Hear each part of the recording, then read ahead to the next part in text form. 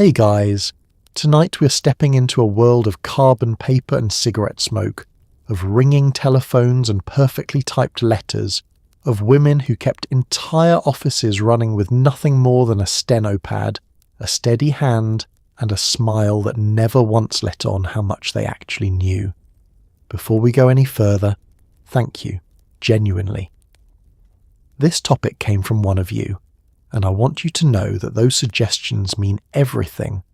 This channel exists because of the curious, thoughtful people who watch it, and every time someone takes a moment to send in an idea, it shapes what we make together.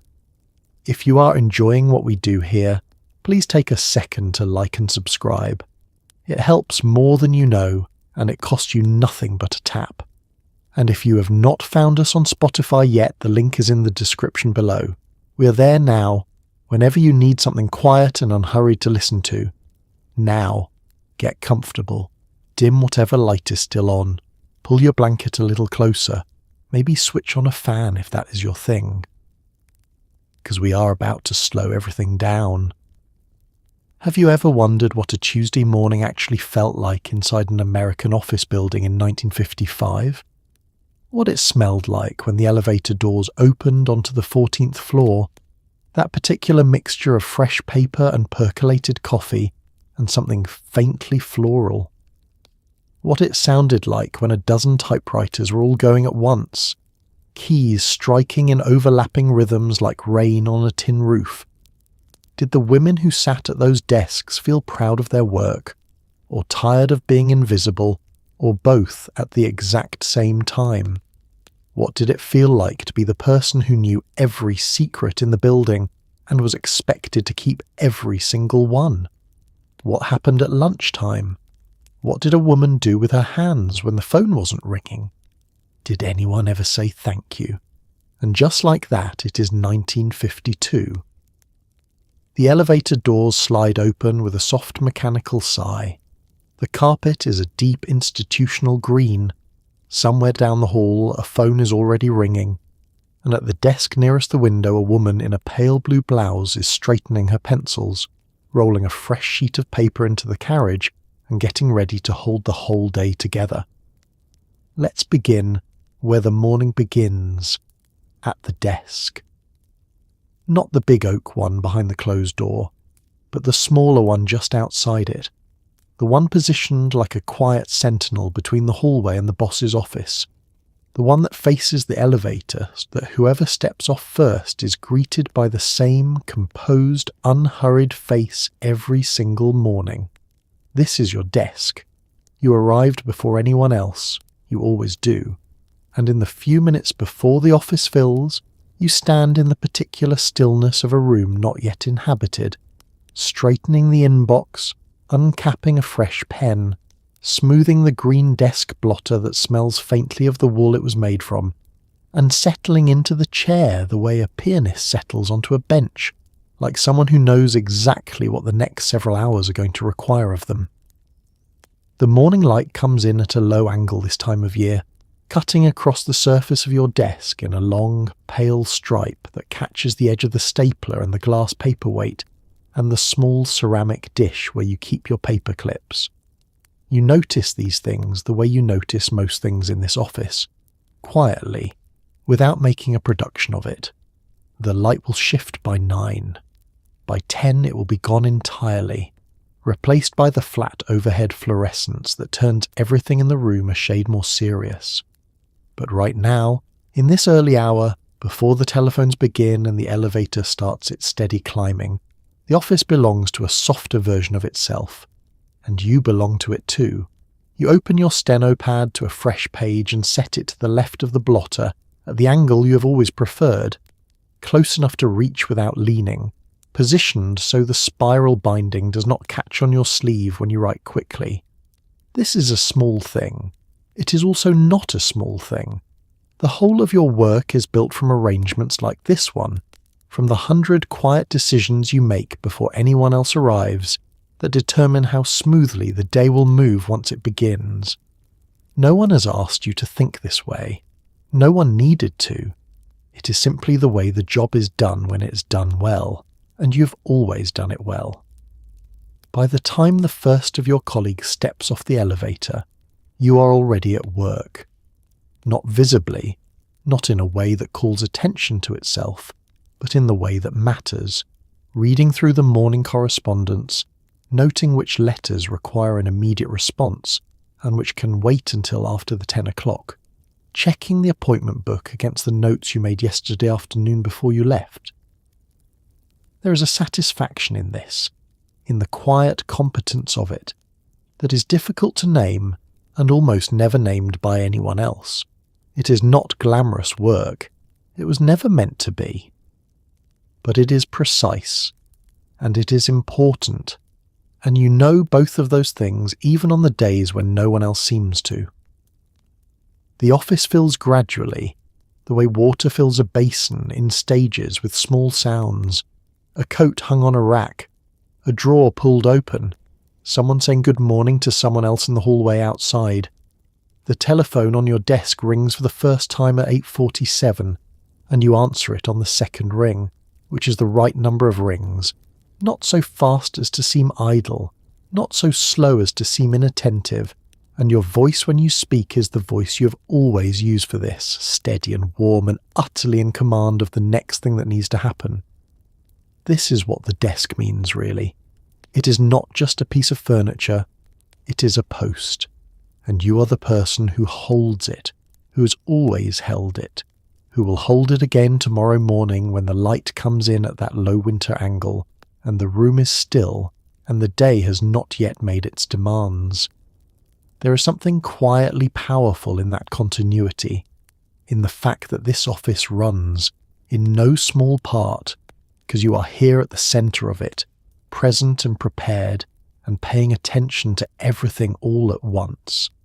People will walk past your desk today without looking at it. They will drop things in your inbox without pausing.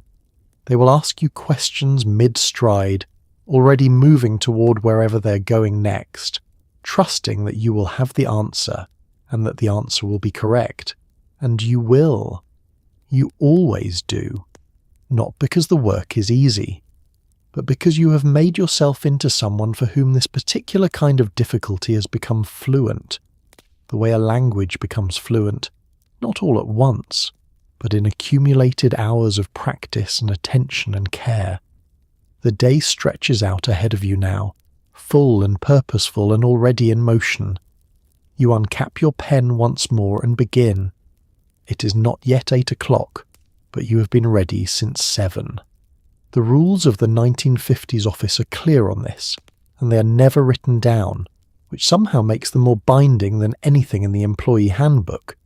Your hair is set, your lipstick is fresh, your blouse is pressed to a crispness that would satisfy a tailor. Your nails, if painted, are unchipped, because chipped nails in a professional setting suggest carelessness, and carelessness is the one thing a good secretary cannot afford to suggest even for a moment, even on the hardest days. The standard did not arrive fully formed.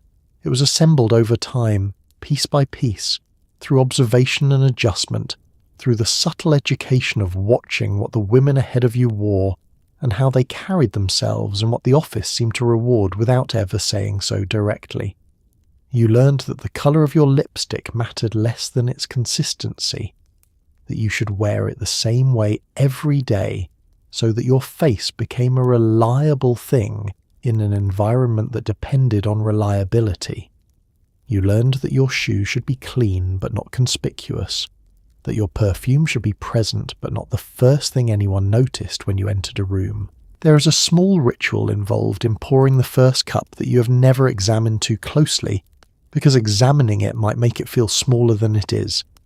You set out the cups on the counter beside the urn, handle turned outward on each one. You set the sugar bowl to the right and the cream to the left, because that is where Mr. Alderman always reaches, and Mr. Alderman is always the first one through the door after you. You set a clean spoon on the counter, just one, because there is always one person who uses it and then leaves it balanced on the edge of the sink instead of in the dish, and you have made your peace with this. The coffee is ready by 8:15.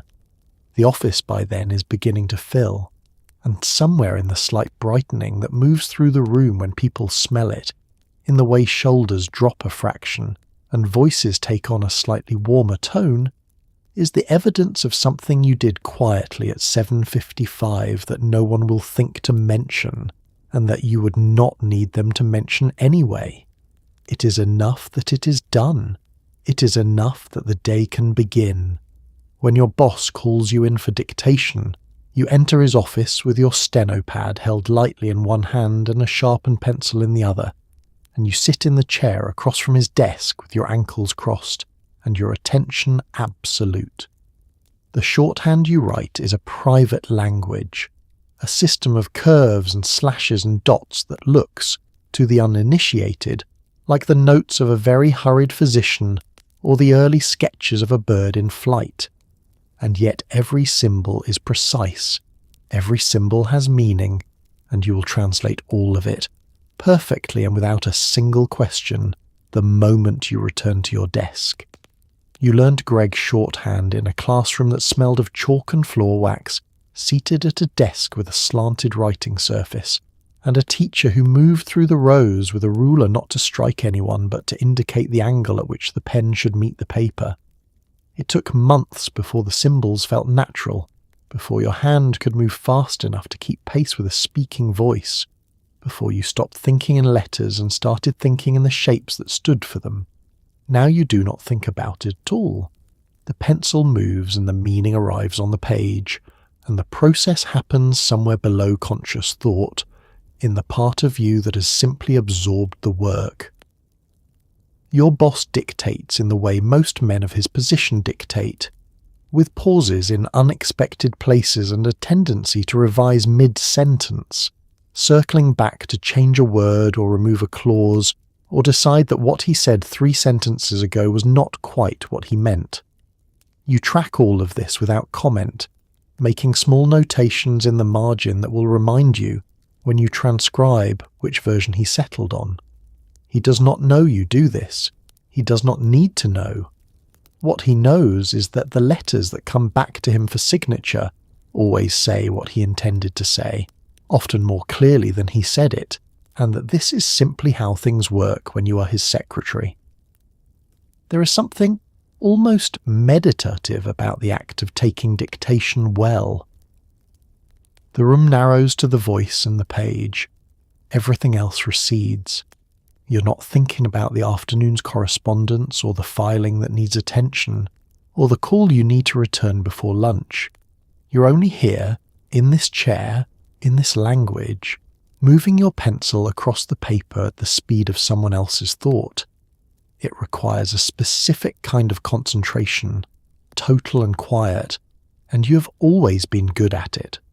You have always been good at being entirely present for the task directly in front of you, which is perhaps the most essential skill the job has ever asked of you, and the one that is hardest to teach. The typewriter on your desk is not merely a machine, it is the instrument through which the entire operation of this office is expressed.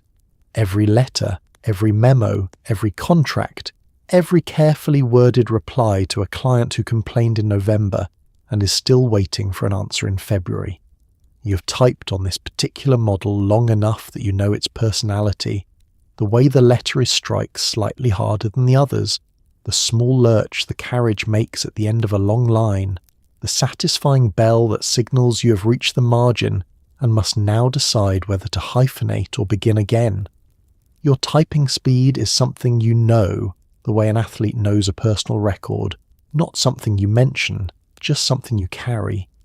70 words per minute on a good morning, with an error rate low enough that the carbon copies come back clean.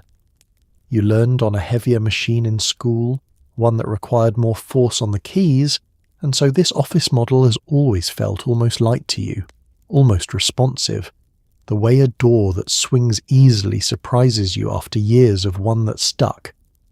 The sound of typing in the middle of a working day is a sound that belongs to this era in a way that is easy to take for granted now but will one day seem remarkable. It is not one sound but many, layered and overlapping, each machine with its own tempo, its own voice, the whole room rising and falling in a rhythm that has no conductor but is somehow never entirely chaotic. When you're typing well, when the words are coming easily and your hands have found their pace, you become part of that rhythm, and there is a satisfaction in it that is physical and immediate, the satisfaction of a body doing what it has trained itself to do.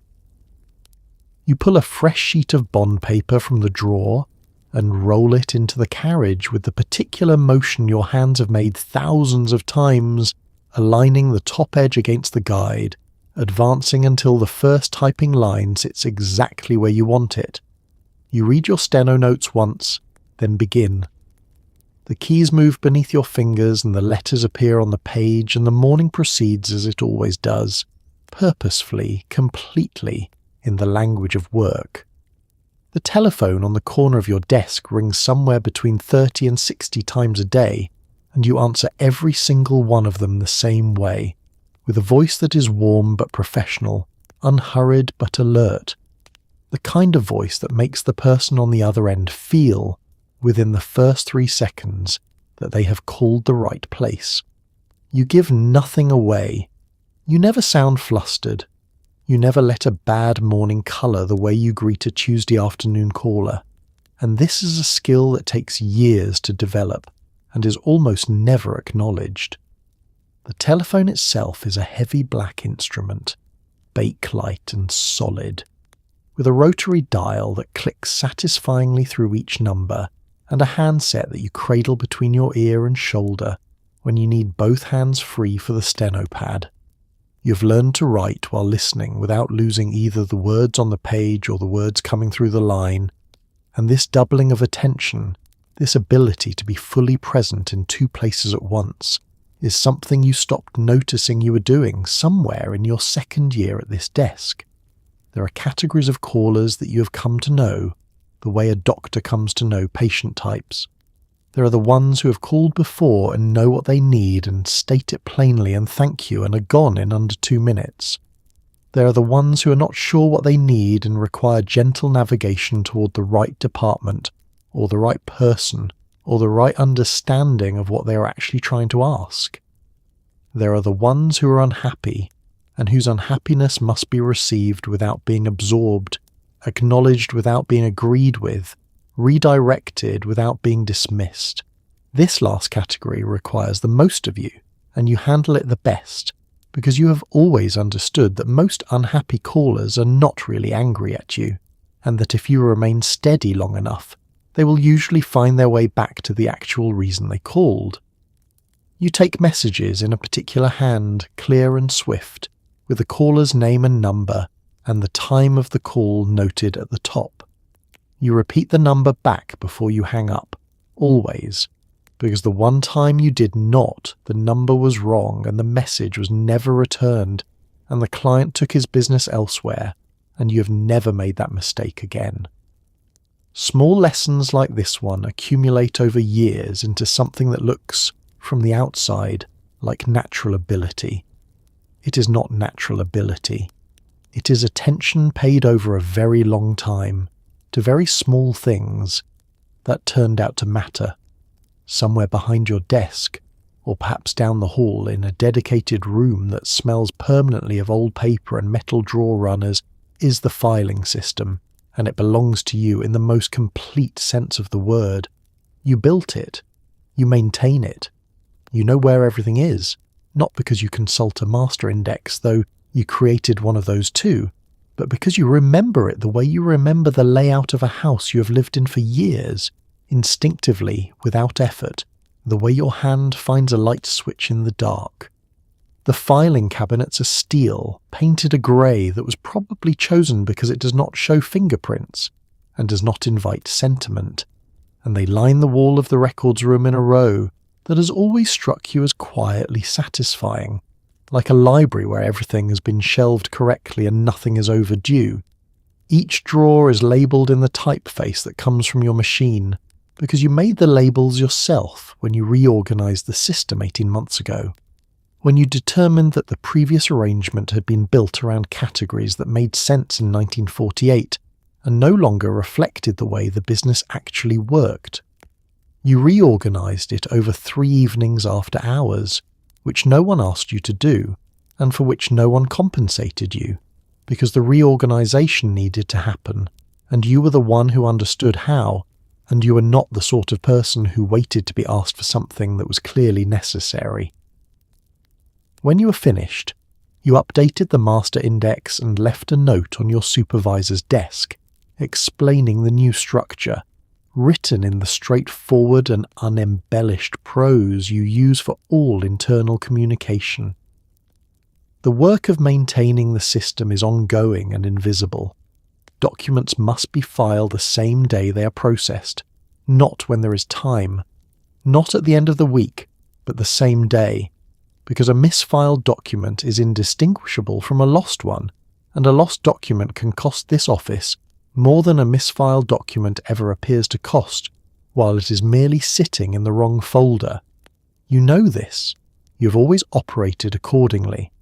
When someone comes to you for a document, you find it quickly, which they expect, and you return it to exactly the right place when it comes back, which they do not notice. This is the nature of the work. Its success is measured entirely by the absence of problems, and absence, by definition, leaves nothing to remark upon. You do not require the remark. You require the system to work, and it does, because you are the one who tends it. By the time your boss arrives in the morning, usually somewhere between 9 and 9:15, occasionally 9:30 if there was traffic, and he is the sort of man who mentions traffic, you have already organised his day for him. His correspondence is sorted by urgency. His appointments are confirmed. The report he needs for the 10 o'clock meeting is on his desk with a paperclip and a note in your handwriting that says exactly what it contains, because there is no point leaving a document without context for a man who will not read the title before he asks you what it is. You've been doing this long enough to know his schedule better than he does, which is not a criticism, simply a fact of the arrangement. He carries the decisions. You carry the architecture that makes the decisions possible. These are different kinds of work, and both of them are real, and you stopped needing him to understand that distinction sometime in the first year. His calendar lives in a large leather-bound book on your desk, not on his, because if it were on his it would not be updated, and an appointment book that is not updated is merely a list of good intentions. You enter every commitment in ink, with the time and location and the name of whoever he will be meeting, and a one-line note about what the meeting is for, because he will ask you what it is for in the elevator on the way up, and it is better for everyone if you can answer before he finishes the question. You keep a duplicate in your own smaller notebook, written in pencil, because your notebook is a working document and pencil is honest about the fact that things change. When a conflict arises in the schedule, and conflicts arise regularly because the men who book meetings in this office have a tendency to book them without consulting anyone else's calendar first, you resolve it quietly and quickly, rescheduling the less pressing commitment before he is aware there was ever a problem. This requires a set of phone calls made in a particular tone, apologetic but certain, because the person on the other end needs to feel that the rescheduling is unfortunate but not negotiable, which it usually is not. By the time he hangs his coat and settles into his chair, the day is already running. He does not know this. He assumes, in the way that people assume the things that happen reliably, that the morning simply arrives organised. It does not arrive organised. You organise it every day before he gets there, in the quiet hour when the office belongs to you and the work is simply work, unobserved and complete. Lunch in the 1950s office is a negotiation. You're entitled to an hour, technically, and you guard it quietly, because it is the only part of the working day that belongs entirely to you. Some women eat at their desks anyway, not because they are asked to, but because there is always something that could use the time, always a letter that could be finished, a message that could be returned, a small task hovering at the edge of the morning that never quite got done.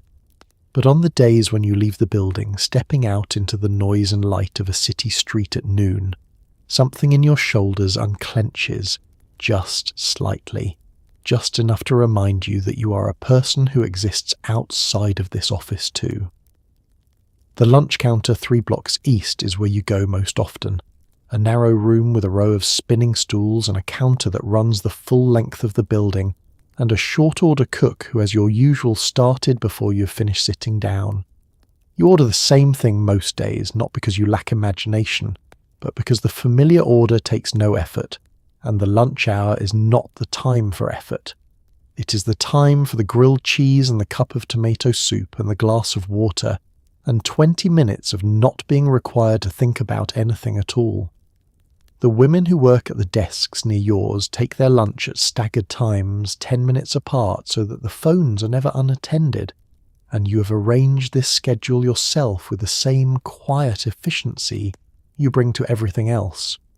On the days when you coordinate it, you feel, briefly, the mild satisfaction of a small system working as it was designed to work. If the weather is good, which in this city means anything that is not actively raining, you sometimes eat outside, perched on a low wall near a building entrance, or on one of the benches the city placed along the wider sidewalks downtown, and you watch the noon crowd move past with the particular attention of someone who notices things. The men in their suits moving quickly with their hats, the delivery boys on bicycles threading between cars, the other women from other offices, recognizable by their posture and their sensible shoes, and the way they hold their lunch bags with the same contained practicality you bring to everything. By 12:50 you are back at your desk, your lipstick refreshed, your notepad open to the next blank page. The afternoon starts the way every afternoon starts, with the telephone and the typewriter and the quiet, continuous work of holding the day together from the centre outward. You know things. This is simply the truth of the position, unavoidable and unacknowledged. You have typed the letters that announced the layoffs before anyone else in the building knew they were coming.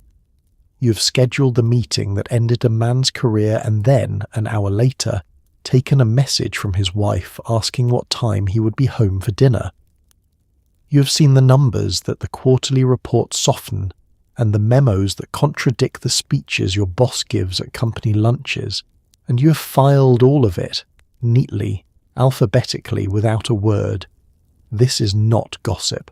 You do not deal in gossip. What you carry is something heavier and more specific, the institutional knowledge of an organization seen from the inside at its least guarded, from the vantage point of the person who types the drafts before they become final, who hears the phone calls before the official version is settled on, who sits in the corner of the conference room taking minutes and watches faces while she writes. You know who is struggling and who is protected, and which account the company cannot afford to lose, and which relationship has been quietly deteriorating for the better part of a year. You know all of this the way you know the layout of the filing room, completely and by heart.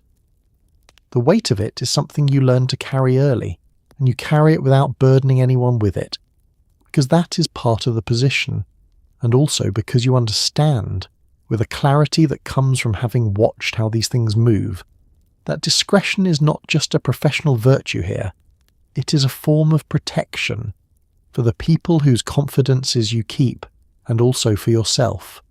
There are mornings when the knowledge sits heavier than others, when you type a termination letter for a man you've seen in the elevator every morning for 4 years.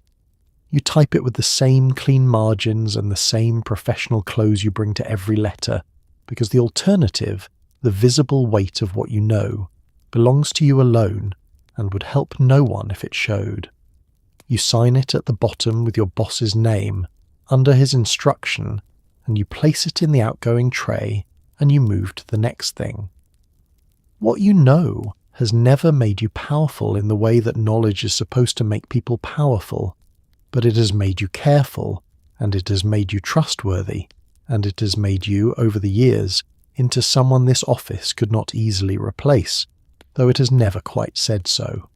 And on the quiet days, when the work is steady, and the phones are manageable, and the afternoon light comes in at its low, unhurried angle, that is almost enough. There is a specific wardrobe that the 1950s office secretary assembles over time, piece by careful piece, with the same deliberateness she brings to everything else. It is not a lavish wardrobe. Budgets rarely allow for lavish, but it is a considered one, built around the understanding that what you wear to work communicates something before you have said a single word, and that the message must always be the same: capable, presentable, professional, and pleasant, in that order. You shop carefully and infrequently, which is its own kind of discipline. A new blouse is considered for several weeks before it's purchased, held up to the light in the store to check whether the fabric will hold its press through a long afternoon, examined at the collar and the cuffs where wear shows first. You buy in colours that work together, not because a fashion magazine told you to, but because a wardrobe that coordinates requires fewer decisions in the morning, and fewer decisions in the morning mean more attention for everything that actually matters once you arrive at the office. Your skirts are wool in winter and cotton in summer, cut to a length that the office considers appropriate, which is to say just below the knee, and hemmed by hand because the alterations at the department store always take 2 weeks, and you cannot wait 2 weeks for a skirt you need on Tuesday. You own 4 of them. You rotate them on a schedule that has become so habitual you no longer consult it consciously. On Mondays the grey, on Tuesdays the navy. This is not superstition. It is simply the kind of order that keeps small decisions from accumulating into something that takes time away from larger ones. Your shoes are low-heeled and well-made and polished every Sunday evening with a cloth and a tin of wax that sits on the shelf in your closet, beside the shoe trees you use to keep the toes from curling. Comfortable shoes are not a concession in this job, they are a requirement, because you are on your feet more than anyone sitting at a desk might appear to be. Moving between your desk and the filing room and the conference room and the break room and your boss's office in a circuit that adds up, over the course of a working day, to something considerable. The one area where the wardrobe allows itself a quiet expressiveness is the accessories. A brooch pinned to the lapel of your suit jacket, small and not ostentatious but chosen. A silk scarf folded into the breast pocket in a particular way that you learned from a woman you admired in your first year at work. These things cost little and say something precise, that you're not merely assembled, but considered. That inside the professional presentation there is a person with preferences and taste, and that the two things, the professional and the personal, are not at war with each other but have reached, over time, a quiet and workable peace.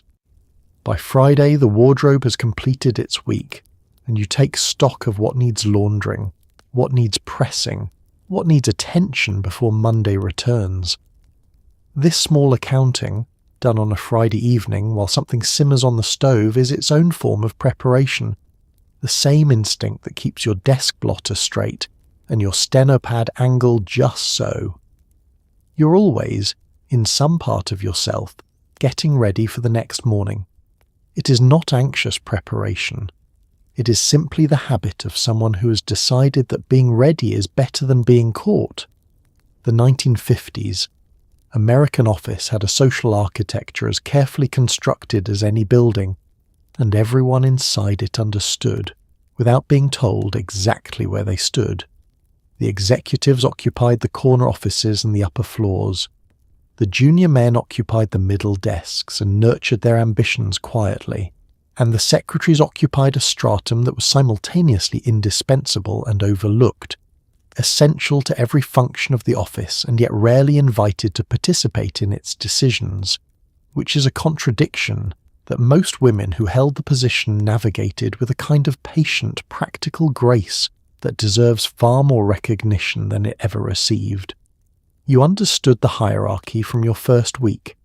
It was communicated not in any document or orientation meeting, but in the texture of daily interactions, in who held the elevator door and who let it close, in whose name appeared on the memo and whose hands had typed it, in the way certain conversations paused when you entered a room and resumed when you left. not because you were unwelcome, but because your presence marked the boundary of what was being said. You were trusted with the work, and not always with the context, which is a particular kind of position to occupy, and one that required a specific adjustment of expectations. What you came to understand over time was that position in a hierarchy is not the same thing as importance within it. The org chart placed you near the bottom. The actual functioning of the office placed you somewhere considerably more central, at the intersection of every communication, every schedule, every document, every decision that needed to be written down before it could become real. You were not at the top of the structure. You were in a way that the structure had no language for, threaded through all of it. The junior men who arrived after you sometimes struggled to understand this.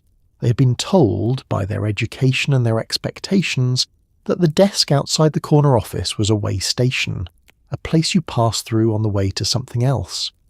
They were not wrong about this for themselves. For you, the calculation was different, and you had made it clearly and without bitterness, because bitterness is a weight that slows everything down, and you had always preferred to move efficiently. What you claimed, in the absence of title or advancement, was authority of a different kind. The authority of someone who knows where everything is, and how everything works and what will happen if any particular thread is pulled. This is not a small thing. In any organization at any point in history, the person who holds that knowledge holds something real. The office knew it, even when it could not say so. You knew it always. Your desk drawer holds a world in miniature. Rubber bands sorted by size. Paper clips in two varieties, standard and large. A small bottle of correction fluid that smells sharp and chemical, and takes exactly 45 seconds to dry if you blow on it gently. Sharpened pencils lined up with their erasers, all pointing the same direction. A personal letter opener, slender and silver, that you bought yourself because the one the office provided was dull and left ragged edges on the envelopes. Carbon paper in neat stacks, a roll of stamps, and at the very back, tucked behind the stapler, a small mirror that you consult once in the morning and once after lunch, just to make sure everything is still where it should be. These objects are mundane and also not mundane because the quality of your tools is a direct expression of the quality of your work, and you have always understood this. The letter opener that leaves a clean edge matters because a letter opened cleanly is a small courtesy extended to whoever handles it next, and small courtesies, accumulated over the course of a working day, add up to something that the office feels without being able to name. You are the source of that feeling. The slender letter opener is part of how it gets made. The correction fluid deserves its own consideration. In an era before the mistakes on a page can be unmade by a single key, the correction fluid is the tool of last resort. Used sparingly and with care, because a page with too many corrections is a page that should have been retyped, and a page that should have been retyped means a standard that slipped somewhere in the middle of the work. You use it perhaps twice a week, on errors so minor that retyping would cost more time than they are worth, and you apply it with a small brush attached to the cap in a single, confident stroke. Not dabbing, not layering, one stroke, and then you wait the 45 seconds and you go on. The carbon paper is changed before it is exhausted, not after, because an exhausted carbon produces copies that are thin and difficult to read, and difficult to read means someone will come to you later with a question that the copy should have answered on its own.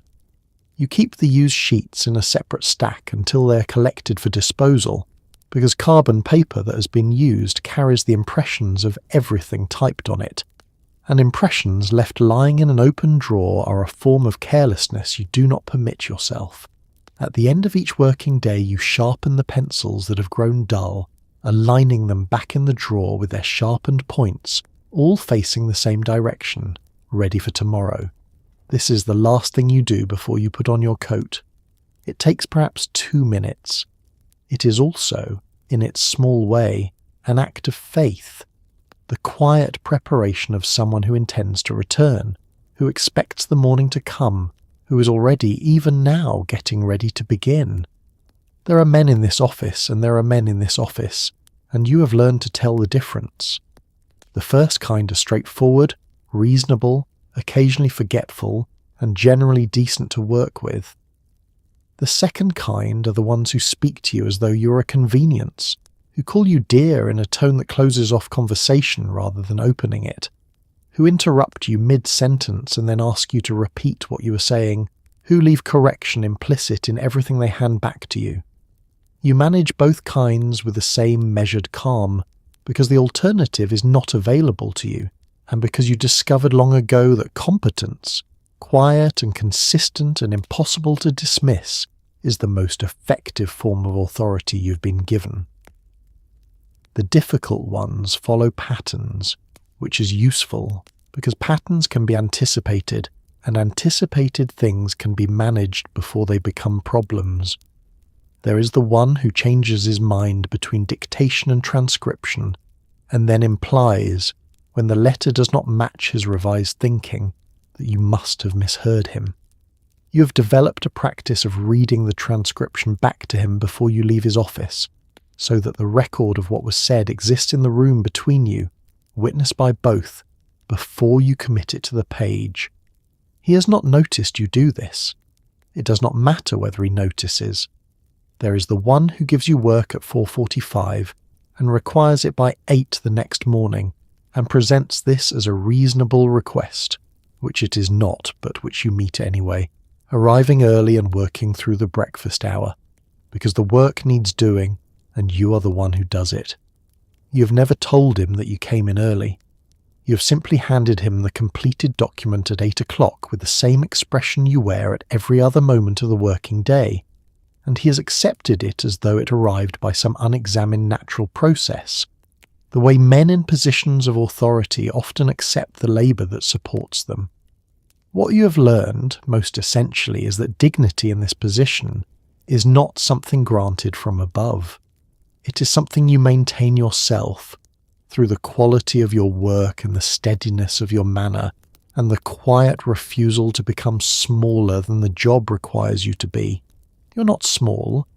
The desk may be outside the door, but the knowledge, the skill, the accumulated competence of years spent doing this work with full attention that belongs to you entirely, and no difficult man in any corner office has ever managed to touch it.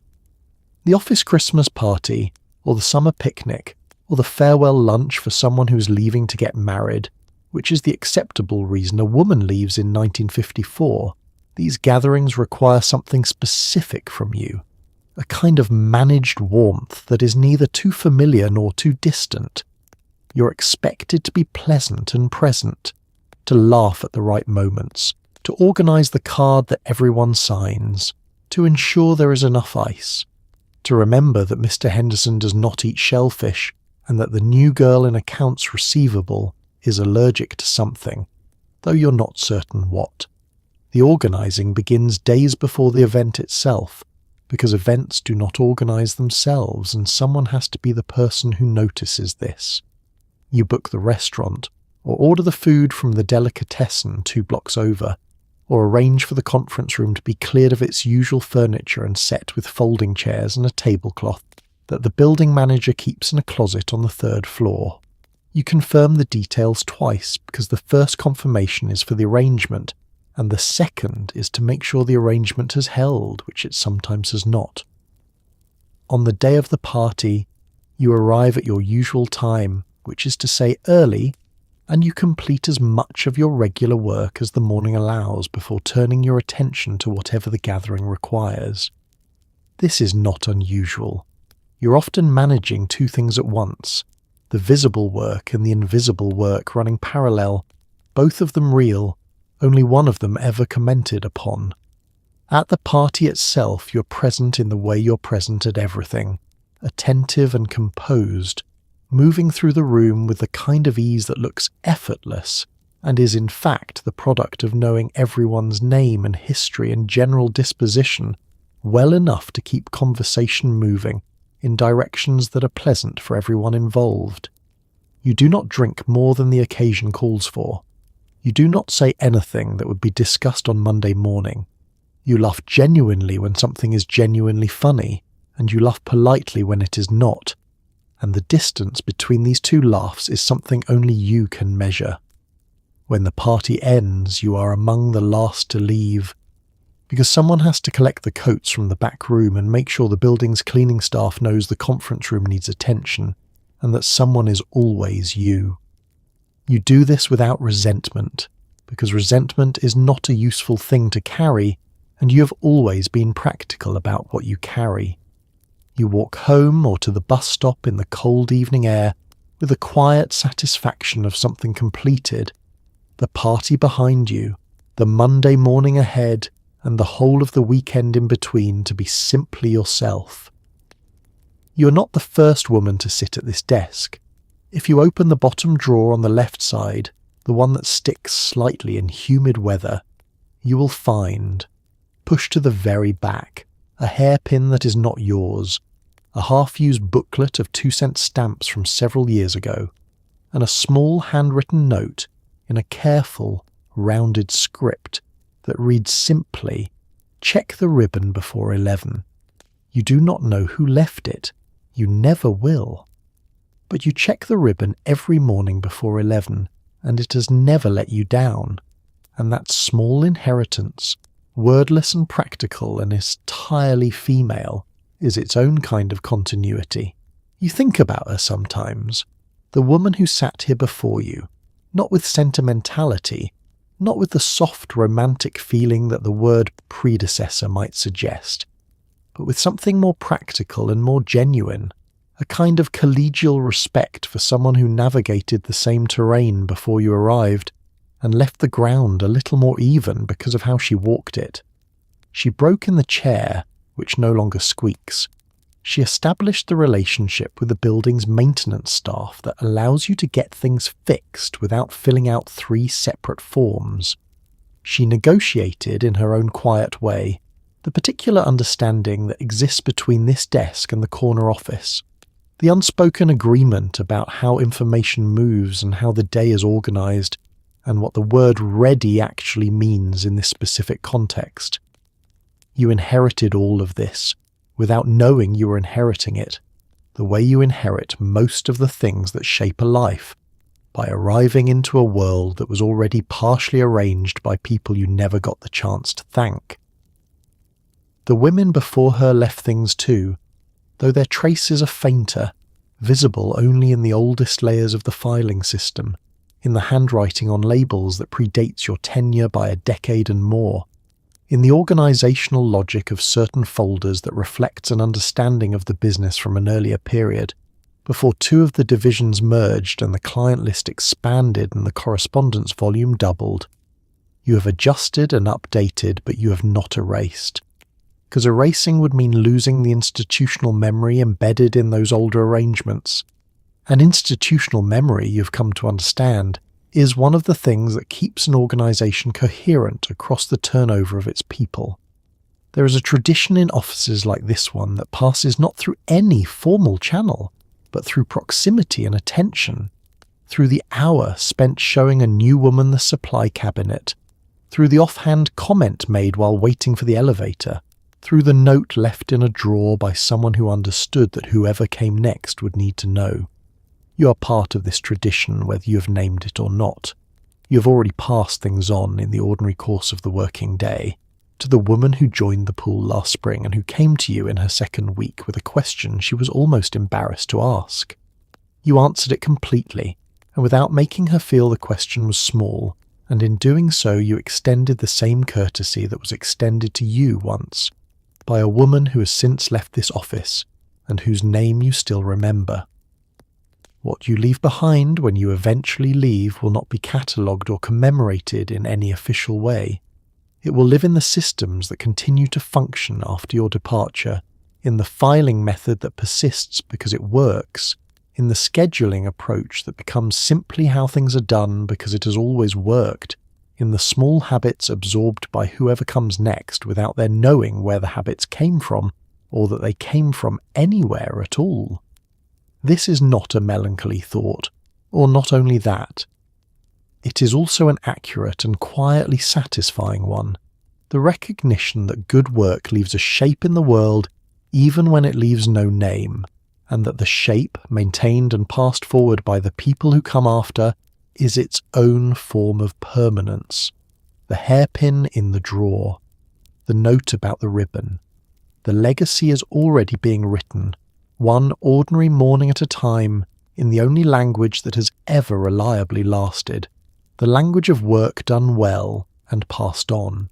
In 1955, a secretary in an American city office might earn somewhere between $40 and $60 a week, depending on her experience, her employer, and a half dozen other factors that had less to do with the quality of her work than anyone would admit.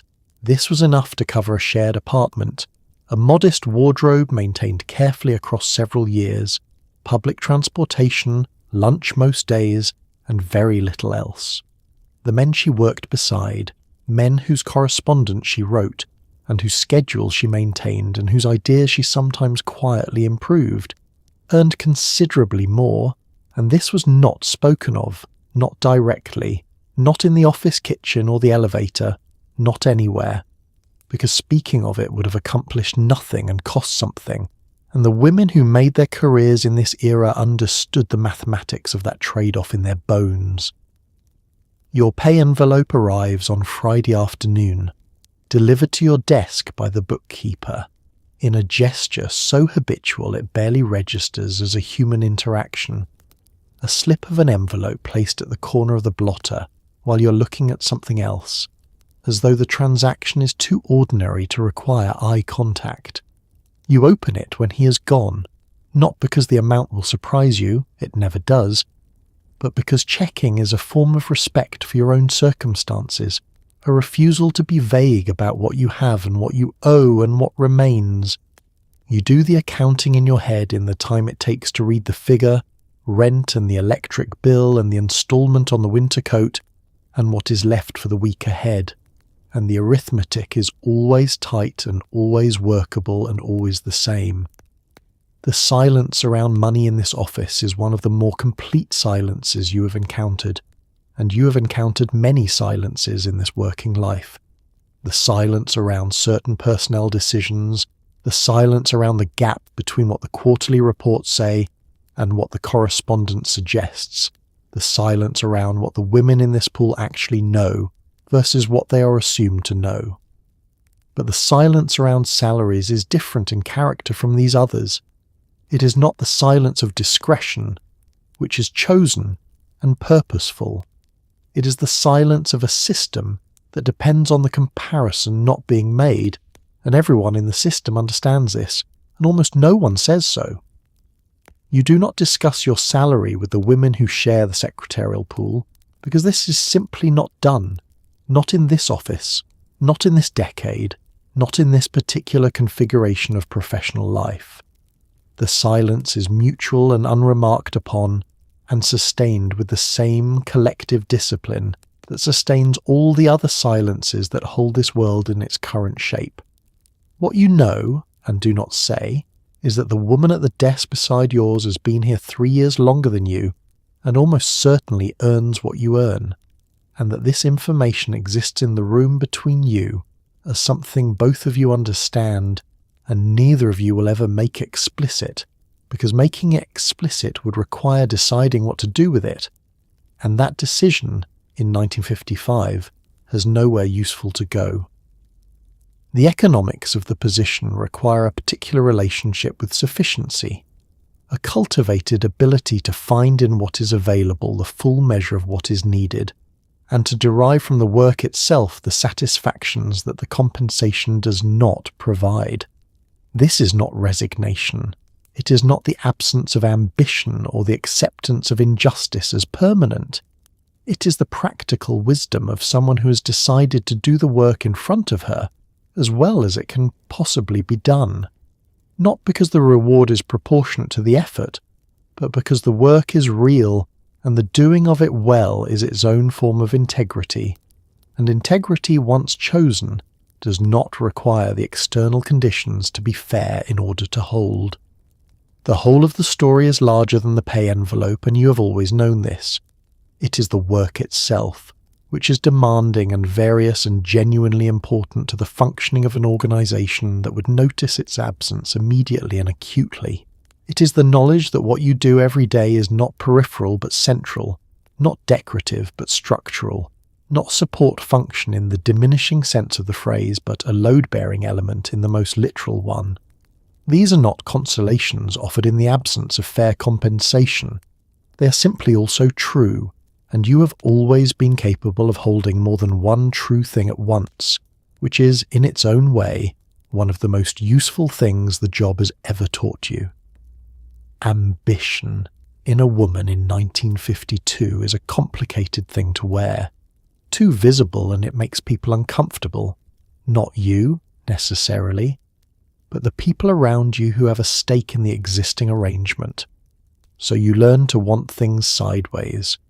You volunteer for the difficult account not because you say you want the experience, but because you mention, casually, that you noticed it needed attention. You learn the new equipment before anyone asks you to. You solve problems slightly before they are recognized as problems, and you do it in a way that makes the solving look effortless and inevitable rather than strategic, which is its own form of extraordinary skill. The new dictaphone machine arrived in February, a large and slightly intimidating piece of equipment that sat in the corner of the supply room for 11 days, while everyone waited for someone else to learn it. You read the manual over 2 lunch hours and practiced on your own time, and by the time your boss asked, in the 3rd week of February, whether anyone knew how to operate the thing, you were already operating it, and the question answered itself without requiring you to claim anything, or announce anything, or make any gesture that could be read as positioning. The machine was simply working. You were simply the person at it. This is the method, applied consistently and without drama, that has made you what you are in this office. You have watched the junior men handle ambition differently, wearing it openly, stating their goals in performance reviews, asking directly for the assignments that would advance them, and you have observed that this approach works for them in a way that it does not work for you, not because your goals are less clear or your capabilities less developed, but because the same quality reads differently depending on who is displaying it, and you understood this early enough to adapt without bitterness. Adaptation is not defeat. It is the intelligent response to the actual conditions of the terrain, and you have always preferred intelligence to the alternative. What you have built instead of a visible career trajectory is something more durable and in many ways more complete. A position that is genuinely difficult to replace. Not impossible, nothing is impossible, but difficult in the specific way that matters, which is that replacing you would require finding someone who knows the filing system and the scheduling logic and the particular communication preferences of every person in this office, and the history of every significant account and the unwritten rules of every recurring situation, and training that person would take the better part of a year and would produce, at the end of it, someone who knows approximately what you knew 3 years into the job. This is not something you planned in its particulars. It is the natural result of doing good work with full attention for long enough that the work and the person doing it become, to the organization's functioning, effectively inseparable. Indispensability, quietly built, is a more durable form of security than any title the organization might offer. The title can be reorganized away, the knowledge cannot, and in the ordinary hours of ordinary working days, in the steady accumulation of problems solved and systems maintained and letters written and days managed, you have built something real, something that belongs to you in the only way that professional accomplishment in this era is available for a woman to own it. Not on the organizational chart, but in the actual functioning of the place, present in every smooth morning and every crisis averted, and every day that ends with everything in order, which is to say, in the evidence of the work itself, permanent and sufficient and entirely yours. 5 o'clock in the American office of 1955 does not arrive all at once. It announces itself slowly, in small adjustments. The quality of the light changes. The telephone rings less frequently. The footsteps in the hallway take on a different rhythm, quicker, lighter, aimed towards something rather than moving through something. You begin the work of closing down your desk the way you began the work of opening it in the morning, methodically, completely, in an order that ensures whoever arrives tomorrow, whether that is you or someone else, will find everything exactly as it should be.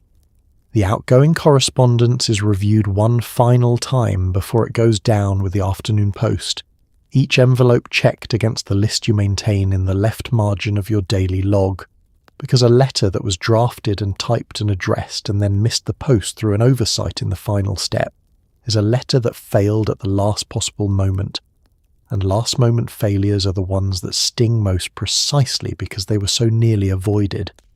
You have not missed the afternoon post in 2 years. This is not an accident. The appointment calendar for tomorrow is reviewed not because you have forgotten what is in it, you have not, but because reviewing it is the act of handing tomorrow's morning to yourself in advance, of arriving at the desk already oriented, already aware of the first requirement, and the second and the sequence of the day beyond them. You make a small pencil notation in the margin about the call that needs to go out before the 10 o'clock meeting, a reminder not because you would forget, but because the act of writing it transfers it from the part of your mind that holds things under effort to the page, which holds them without effort, and the release of that small effort is itself a form of closing down. The desk surface is cleared in a specific order, which is the reverse of the order in which it was established in the morning. The pen recapped and returned to its place, the steno pad closed, the blotter smoothed once with the flat of your hand. The inbox is left exactly as it stands because the inbox represents tomorrow's incoming work, and tomorrow's incoming work is not yours to organise until tomorrow, and there is a discipline in leaving it alone, in not reaching forward into the next day's demands before the current one has fully ended. You learned this boundary early and have maintained it since, because the alternative, the endless forward lean of someone who cannot let the day close, produces a particular kind of exhaustion that accumulates silently and announces itself only when it has become very difficult to address. You put on your coat in the corridor rather than at your desk, a habit of professional presentation so long established that you no longer think about why you observe it. The office sees you composed at your desk and composed at the elevator, and nothing in between that would suggest the transition between those two states requires any particular effort. You button the coat, pick up your bag, and walk toward the elevator at a pace that is purposeful without being hurried. The same pace you have always used for this walk, because the pace of leaving tells the office something about the quality of your relationship with the work, and what you want it to say is that you are departing from something finished, not escaping from something unfinished. The elevator comes. The day ends. The desk waits in the half-dark of the emptying office, blotter smooth, pen capped, everything in order and ready, as it always is, for the morning. The bus or the subway or the elevated train that carries you home at the end of a working day is a specific kind of threshold, a moving boundary between the self you are at the office and the self that waits for you somewhere on the other side of the door to your apartment. You stand in the aisle if there are no seats, or you sit by the window if there are, and you watch the city slide past in the late afternoon light, and somewhere in that motion, in that quarter hour or half hour between one world and another, you let the day begin to settle, the way sediment settles to the bottom of still water. The bus smells of wool coats and the particular cold that clings to people who have recently come in from outside, and underneath that, faintly, the warm metallic smell that belongs to the city's public transportation at this hour, the compressed warmth of many bodies in an enclosed moving space that is neither comfortable nor uncomfortable but simply familiar, the way the commute itself is familiar, a daily ritual of transition that has its own texture and its own reliable satisfactions. You have taken this bus for long enough that the route has become a kind of narrative, each stop a chapter, each landmark a marker of how far the day has receded and how close the evening has come. You do not read on the bus most evenings, because reading requires the forward deployment of attention, and your attention, at this hour, has been fully deployed since 7:30 this morning, and is ready to rest in a way that watching the city does not require. Watching is different from reading.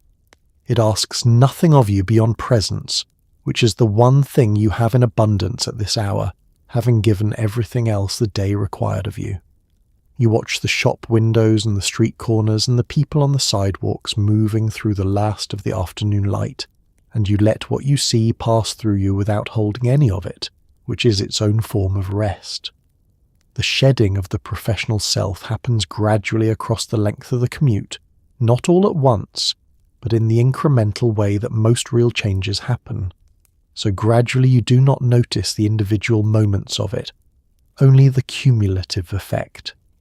By the time your stop arrives, you're already a different version of yourself than the one who stepped onto the bus 20 minutes ago, softer around the edges, less organised in your interior, more available to the particular quality of the evening and the neighbourhood, and the smell of someone's dinner beginning in a building nearby. You step off onto the sidewalk and the cool air receives you, and the last of the professional posture settles back into the ordinary posture of a woman walking home, which requires nothing of her but the walking. The 2 blocks to your building pass under your feet, with the ease of a path walked so many times it requires no navigation, just forward motion and the small familiar pleasures of the route.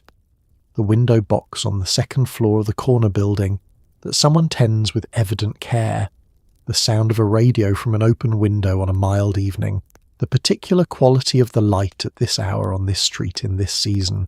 You climb the stairs to your floor with your hand on the banister and your keys already out. A habit of efficiency so ingrained you do not remember forming it, and you unlock the door and step inside and set your bag in its place, and stand for a moment in the quiet of the entryway, which is the last moment of transition, the final step across the threshold from the professional world to the private one. The apartment is warm and familiar and entirely yours, and the day, which began at the alarm and built through the morning and carried you through the afternoon and released you into the evening, is now completely finished. You are home. You are yourself. And for tonight, that is more than enough. Here is the thing that was rarely said aloud in the 1950s, but was understood by nearly every person who worked in an American office. A good secretary knew more about the daily operation of a business than almost anyone else in it. She knew the cash flow situation before the quarterly reports were typed. She knew which clients were unhappy and which suppliers were unreliable. She knew which meetings had gone badly before her boss's face told the story. She knew the rhythms of the organisation the way a person knows the rhythms of a house they have lived in long enough, not because anyone explained it to her, but because she was present, attentive, and paying a kind of attention that observation alone does not explain. You knew, for instance, that the Hartwell account was in trouble 6 weeks before the formal review because you had typed the correspondence and heard the tone shift from cordial to careful in the space of 3 letters.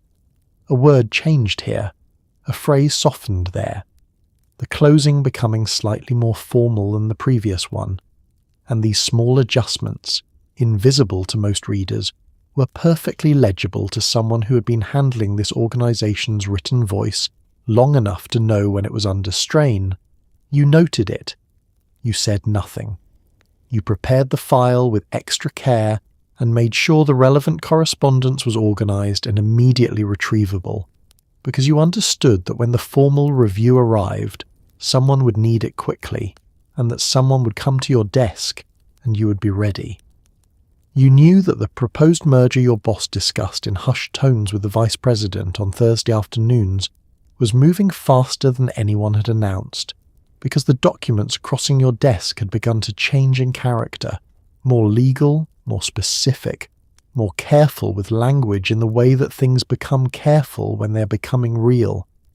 You had typed enough preliminary agreements in your years at this desk to recognize the grammar of serious intention when it appeared in the correspondence, and you recognized it now, 3 months before the announcement was made, and you adjusted your filing system accordingly, quietly and without comment, so that when the volume of related documents increased as you knew it would, the system would already be prepared to absorb them.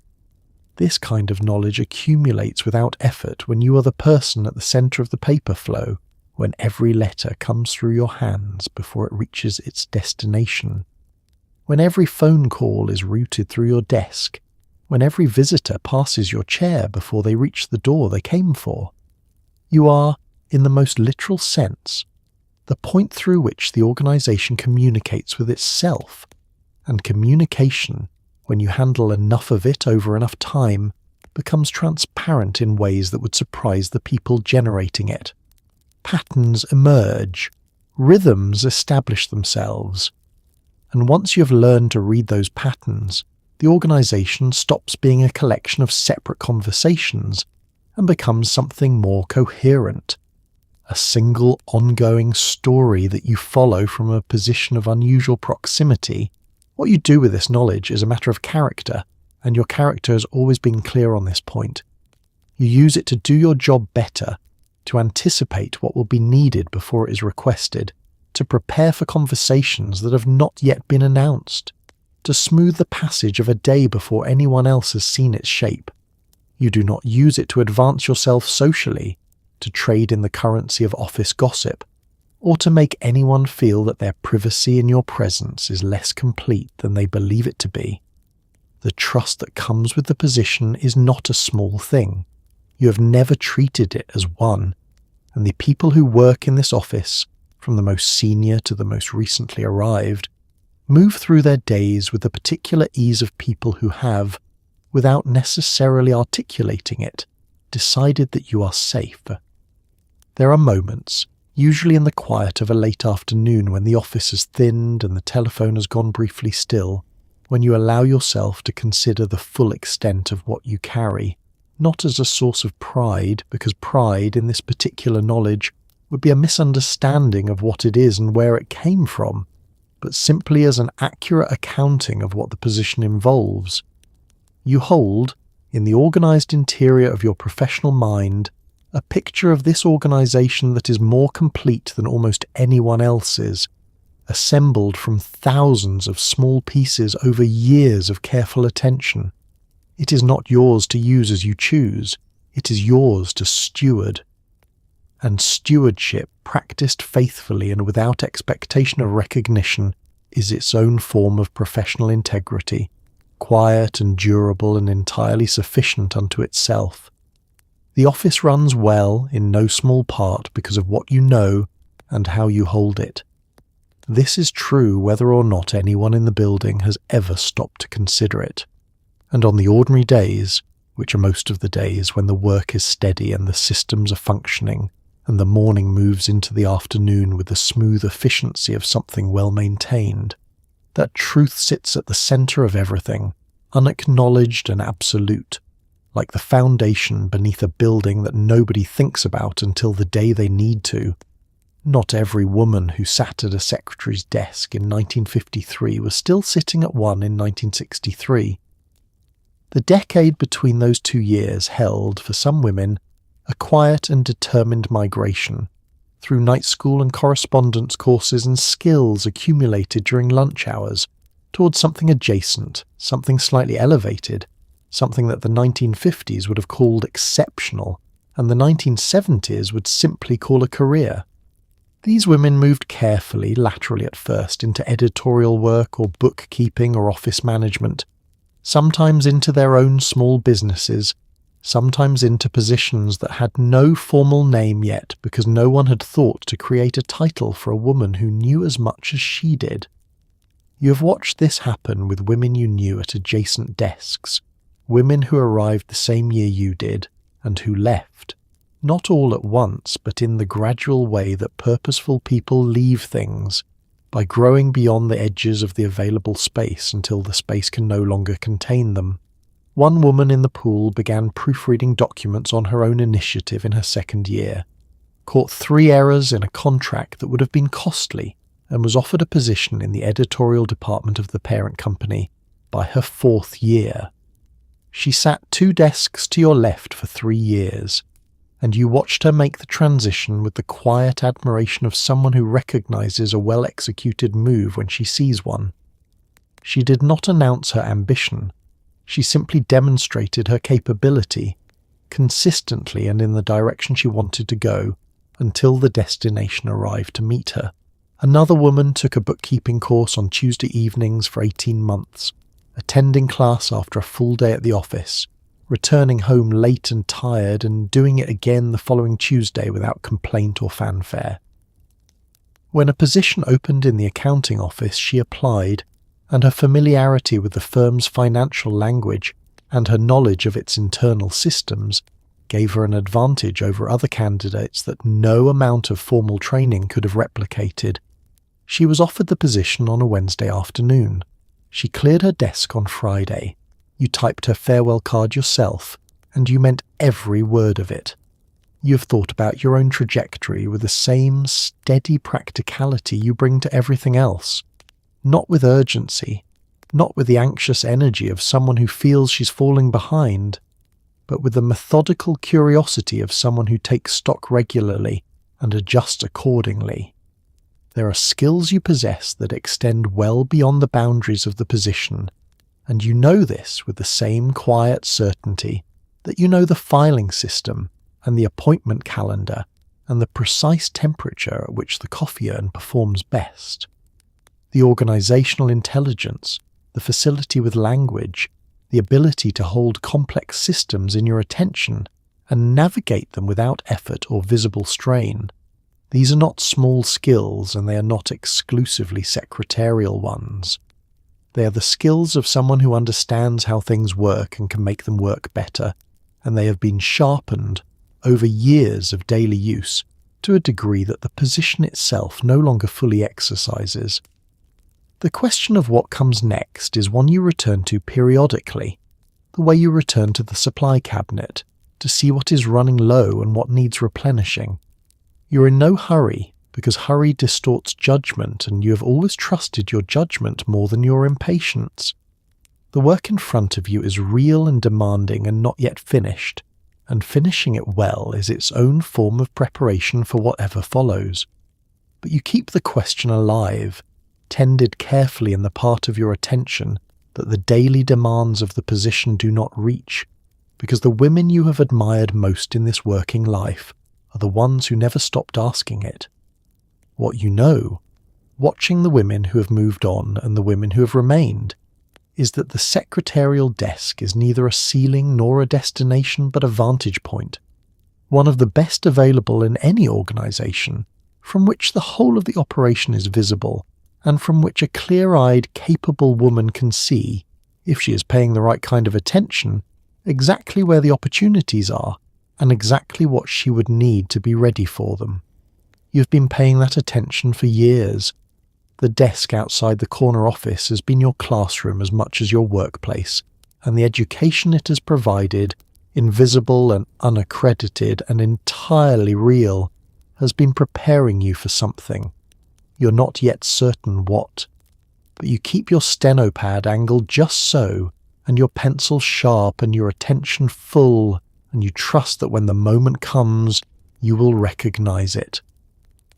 Beneath the professional surface of the 1950s office ran a social current as complex and carefully navigated as anything else in the working day.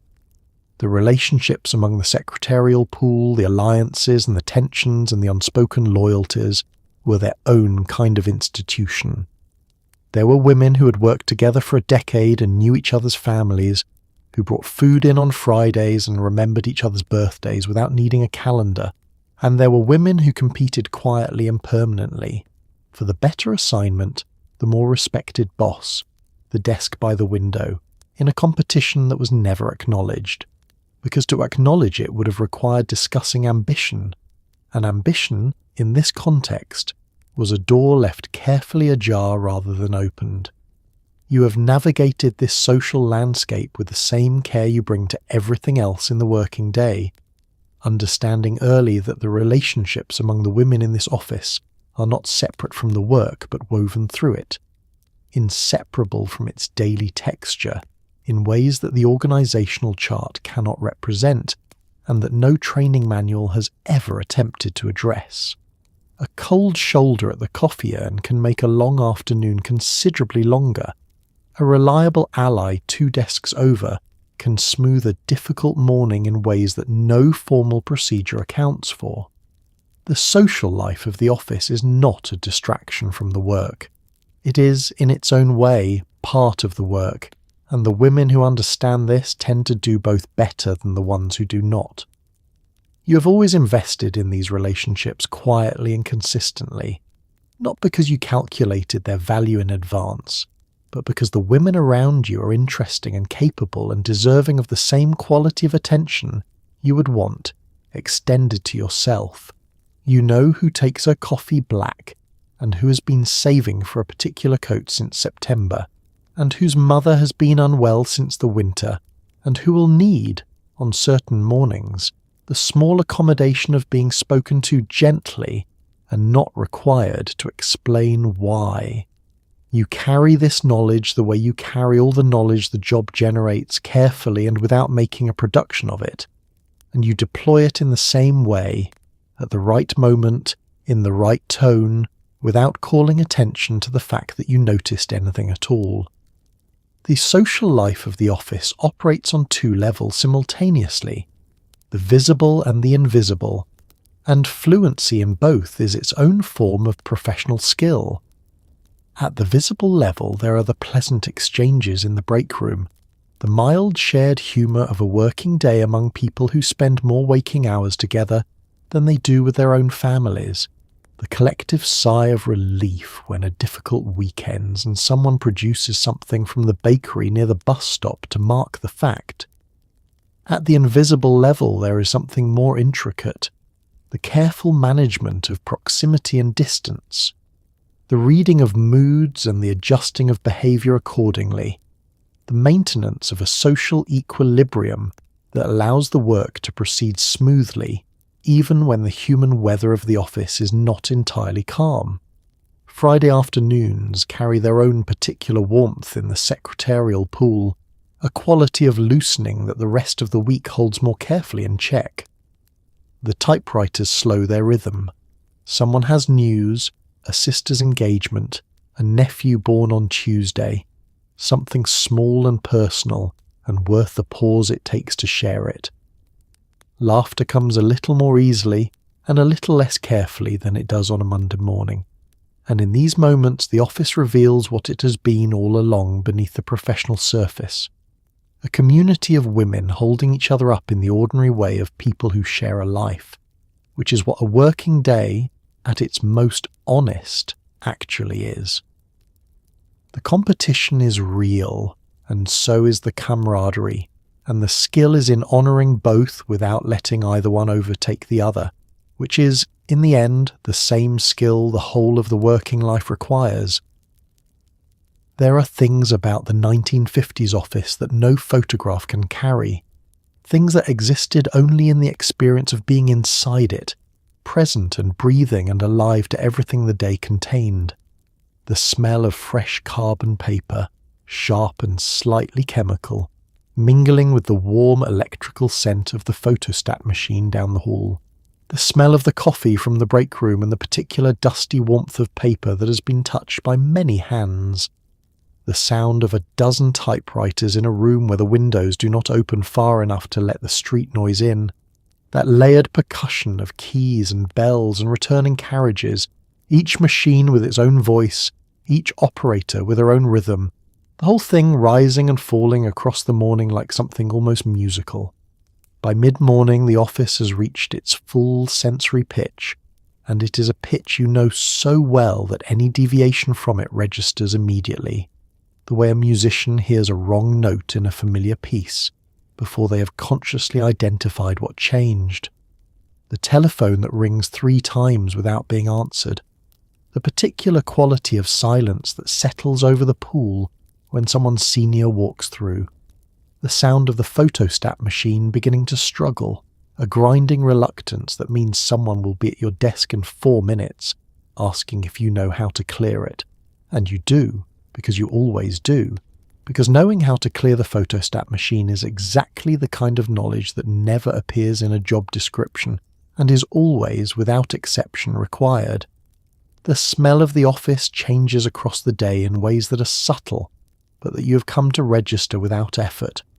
In the early morning it smells of cleaning solution and fresh air from the open windows that the overnight crew left ajar, a smell of recent emptiness that the arriving day gradually replaces. By 9 it smells of coffee and paper and the light floral notes of several different perfumes that never quite blend into one another, but coexist in the air of the room the way the women who wear them coexist in the room itself, distinct and proximate and generally harmonious. By 2 in the afternoon it smells of warm machinery, and the lunch that someone ate at her desk and the particular stale warmth of a space that has been fully occupied for several hours, which is not an unpleasant smell, but is an honest one, the smell of work in progress. The light in the office changes across the day in ways that function almost as a clock for those who have learned to read them. The morning light is cool and directional, arriving at a low angle through the east-facing windows and laying itself across the desks in long, pale strips that move almost imperceptibly as the hours pass. By noon, it has flattened into something more even, the overhead fluorescence taking over from the sun, and the room settles into the steady artificial brightness that will carry it through the afternoon and into the early dark of winter evenings. There is something about the fluorescent light of a mid-century American office that is completely specific to this time and place, a cool, unwavering illumination that neither flatters nor distorts, but simply reveals, and that you have spent enough years working under to have stopped noticing it entirely, the way you stop noticing a sound that was once unfamiliar and has become simply the sound of where you are. At the end of a long day, the room has a smell that belongs specifically to completion. The accumulated warmth of bodies and machines and coffee gone cold in cups forgotten around 2 o'clock, layered over the faint chemical trace of the correction fluid and the carbon paper and the ink that has moved through the typewriters since 8 that morning. It is the smell of a day that was fully used, of a space that served its purpose completely and thoroughly, and there is something deeply settling about it, something that satisfies in the same way that a finished thing always satisfies, not glamorously, not loudly, but in the quiet and sufficient way of work done well and a day brought honestly to its close. On the day you leave this job, whether it is because you're getting married, or moving away, or taking a different position, or simply because something in the season of your life has shifted in a direction the office cannot follow, you will clean out your desk in the particular way that people clean out spaces they have occupied for a long time, slowly, with unexpected feeling for objects that seemed unremarkable until the moment they were placed in a box. You will leave behind a desk blotter with the impressions of 1,000 letters pressed faintly into its surface. You will leave behind a filing system that will take your replacement 6 months to fully understand. You will leave behind, in the institutional memory of this office, the shape of how things were done well, though no one will call it by your name. The objects that go into the box are few and mostly personal. The silver letter opener, which was always yours and which the office letter opener, dull and inadequate, was never a substitute for. The small brooch kept in the top drawer for the mornings when you forgot to put one on at home, a habit of preparation so ingrained that the brooch was there for years before you consciously decided to keep it there. A photograph pinned to the inside of the cabinet door that you have looked at so many times across so many working days that it stopped being a source of feeling long ago and became simply part of the visual landscape of the desk, noticed only now in the act of removing it, as the thing it actually is, a record of a moment that mattered, carried into this office and kept here through all the years that followed. These things fit into a surprisingly small box, which strikes you as accurate in a way that is both clarifying and quietly melancholy. The physical residue of years of work distilled into something you can carry in one arm. What does not fit in the box is considerably larger. It is the knowledge transferred without ceremony to the woman who will sit here next, during the 2 weeks of overlap the office arranged, when you walked her through the filing system with the same patient thoroughness you bring to every explanation, and showed her the appointment calendar and its particular logic, and told her about the coffee urn and the ribbon, and the second ring of the telephone and the way Mr. Alderman takes his coffee, and the fact that the bottom left drawer sticks in humid weather. You gave her everything you could give her in 2 weeks, which is not everything but is a foundation, and you gave it without withholding anything, because the work matters more than any claim you might make on the knowledge required to do it, and because the woman who comes after you deserves to begin from solid ground.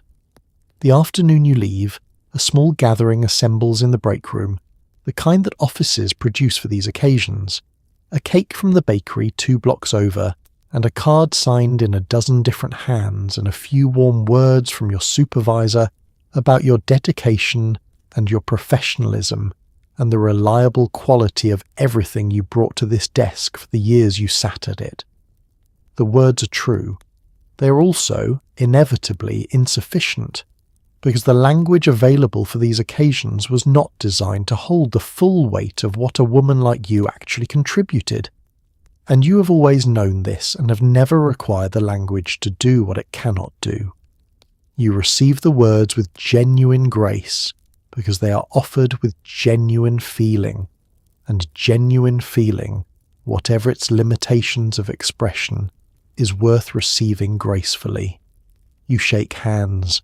You're embraced by the women who have shared this office with you, some of whom have been here as long as you have and some of whom arrived only recently, and in both cases the embrace carries the particular warmth of people who have spent their days in proximity long enough to know each other in the specific, practical, unglamorous way that shared work creates. You carry your small box to the elevator and press the button for the lobby, and stand in the descending quiet of the car as the floors count past, and you feel, in this last descent, the full and completed weight of all the mornings you rode this elevator upward, all the days that began at your desk and ended at this button, and produced, in between, the accumulated work of a professional life given fully and without reservation to something worth giving it to. Outside, the city receives you into its afternoon motion, indifferent and alive and entirely unchanged by the fact that you're now moving through it without the office behind you. You stand on the sidewalk for a moment, box in hand, coat buttoned against the autumn air, and you let the feeling of the moment settle around you without rushing to name it or resolve it into something tidier than it actually is.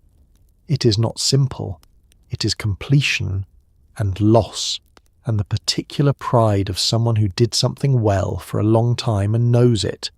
And it is the open question of what comes next, and it is the specific, irreplaceable texture of all the ordinary days that are now finished, the mornings with the low light and the steno pad, and the second ring of the telephone and the coffee urn and the filing system and the small silver letter opener that made clean edges on every envelope it touched.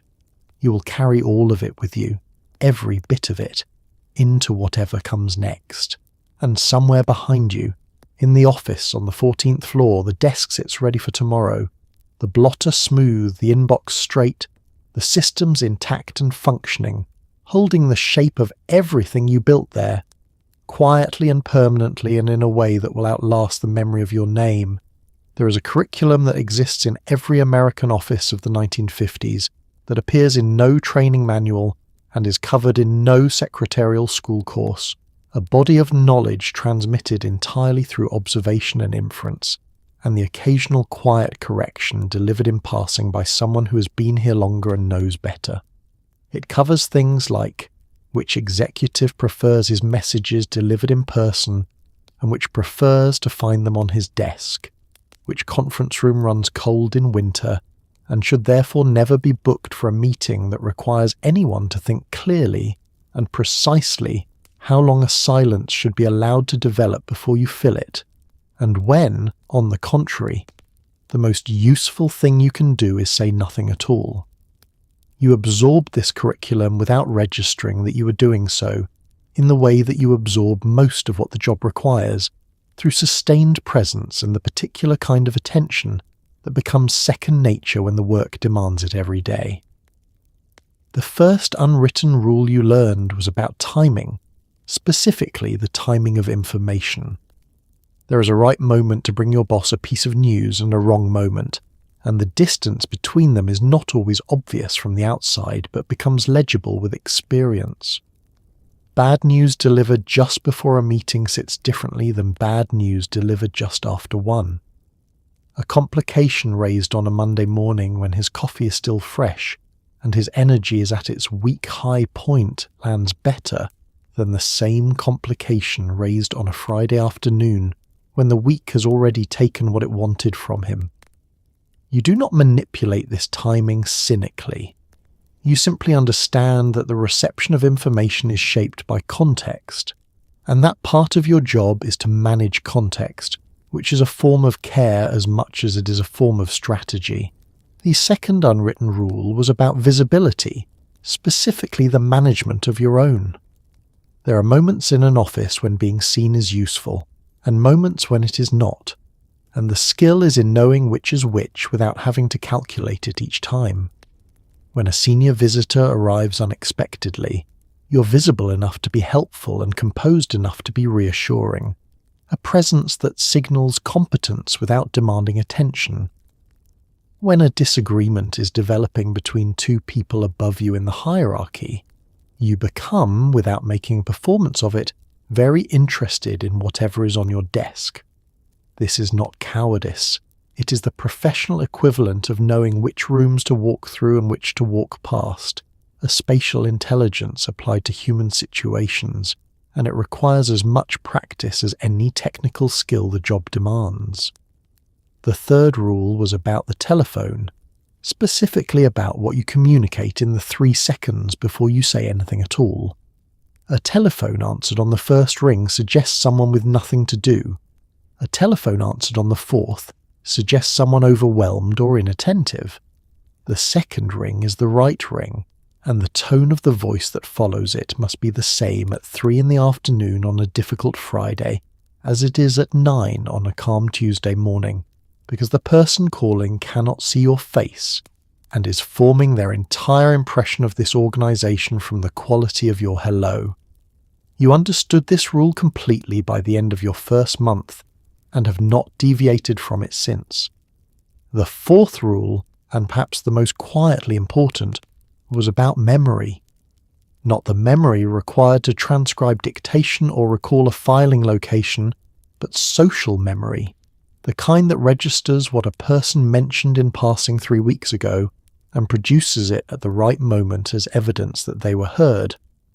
You remember that Mr. Alderman's daughter was sitting her school examinations in May, and so in June, when he passes your desk with the particular lightness of a man whose worry has resolved itself, you ask how she got on, and the look on his face in that moment, surprised and genuinely pleased, tells you everything about the value of having paid attention. These small acts of memory are not strategic. They're simply the natural expression of someone who considers the people around her worth knowing, and they return to you over time in the form of a working environment that is warmer and more cooperative than it might otherwise be. What the unwritten rules amount to, taken all together, is a portrait of professional life seen from the inside at its most honest, a set of operating principles for a world that runs on both the official channels and the unofficial ones, and that depends on the people who understand both to keep the two in working relationship with each other. You are one of those people. The curriculum that made you so was invisible and unacknowledged and delivered in fragments across the ordinary hours of a working life. but it is as real an education as anything that comes with a certificate, and in the practical terms of this office on this particular morning, it is considerably more useful.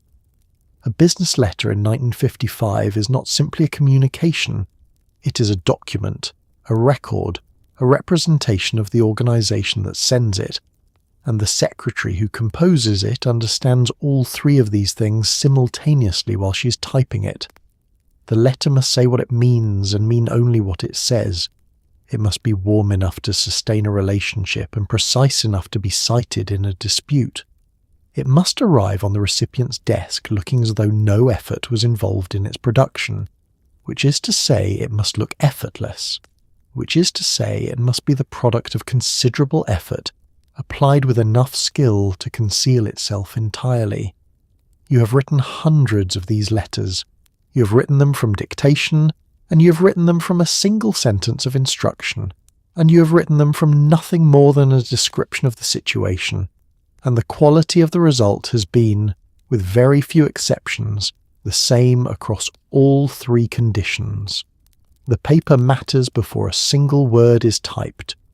You handle the organization's bond stationery with the practical care of someone who understands that presentation begins before the first sentence, that a sheet arriving at its destination with a bent corner or a smudged margin has already said something about the care with which it was prepared, and that this is not the kind of thing you can correct in the body of the letter. You roll it into the carriage with the precision that comes from having done it thousands of times, align it against the guide, advance it to the correct starting line, and read your notes once before you begin. The date at the top is written out in full, because abbreviation in a formal letter is a form of discourtesy, the equivalent of arriving at an important appointment slightly underdressed. The recipient's name is checked against the correspondence file before you type it, because a letter that misspells the name of the person it is addressed to announces its own carelessness in the first line and colours everything that follows.